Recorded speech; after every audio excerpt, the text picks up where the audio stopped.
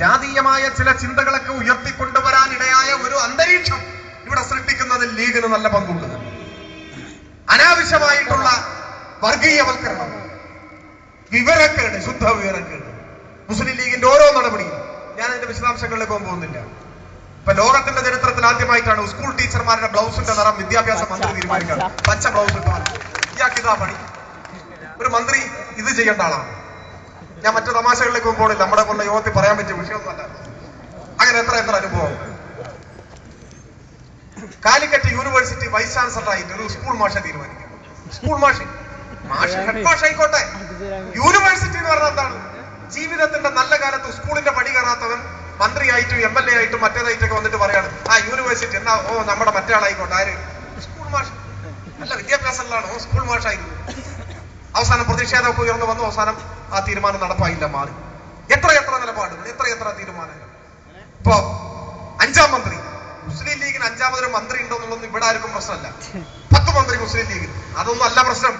ഞാൻ പറഞ്ഞല്ലോ, CH മുഹമ്മദ് കോയ മുഖ്യമന്ത്രിയായി ആരെങ്കിലും ആക്ഷേപിച്ചിട്ട്? ഒരു മുസൽമാന് മന്ത്രിയാകാൻ മുസ്ലിം ലീഗിന്റെ ശിപാർശ വേണം. ഏത് ലീഗ്? മുസ്ലിം ലീഗ് ഒരു കാര്യം മനസ്സിലാക്കണം. കേരളത്തിന്റെ മണ്ണിൽ ആദ്യമായി ഒരു മുസൽമാന് മന്ത്രിയുടെ കസേരയിൽ ഇരിക്കാൻ അവസരം കൊടുത്തത് 57-ൽ കമ്മ്യൂണിസ്റ്റ് പാർട്ടി സംസ്ഥാന കമ്മിറ്റി തീരുമാനം അനുസരിച്ച് സഖാവ് ടി എ മജീദിനെയാണ്. അദ്ദേഹമാണ് ആദ്യത്തെ മുഖ്യമന്ത്രി, അല്ല ആദ്യത്തെ മന്ത്രി, മുസ്ലിം മന്ത്രി. ഒരു മുസൽമാന് പബ്ലിക് സർവീസ് കമ്മീഷൻ ചെയർമാന്റെ കസേരയിൽ ഇരിക്കാൻ ആദ്യമായി അവസരമുണ്ടാക്കിയത് CPIM സംസ്ഥാന കമ്മിറ്റിയുടെ തീരുമാനം അനുസരിച്ചാണ് സഖാവ് സാവാൻകുട്ടി. പിന്നീട് നമ്മുടെ മഞ്ചേരിയിലെ സലാഹുദ്ദീൻ വക്കീലായി. മുസൽമാൻ ഏതെങ്കിലും ഒരു അധികാര കസേരയിൽ ഇരിക്കാൻ ലീഗിന്റെ ചീട്ട് വേണ്ട. കാലിക്കറ്റ് സർവകലാശാല വൈസ് ചാൻസലറുടെ കസേരയിൽ അൻവർ ജഹാൻ സുബേരി എന്ന വിദ്യാസമ്പന്നയായ മുസ്ലിം സ്ത്രീയെ ഇരുത്തിയത് ഈ പ്രസ്ഥാനമാണ്, ഈ ഗവൺമെന്റാണ്. അതിനൊന്നും ലീഗിന്റെ ശുപാർശ വേണ്ട.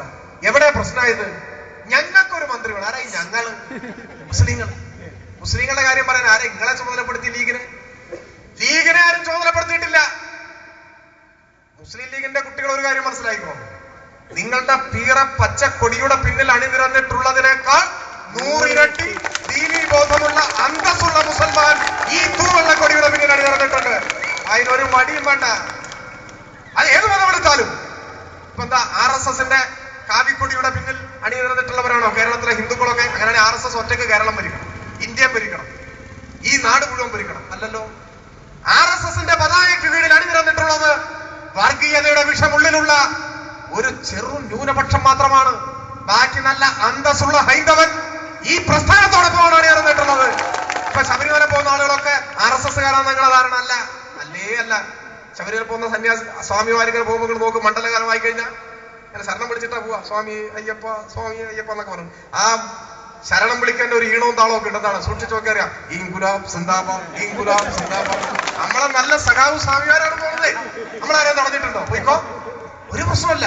നിങ്ങൾ ശബരിമല പോയിക്കോ, നിങ്ങൾ എവിടെ വേണേ പോയിക്കോ.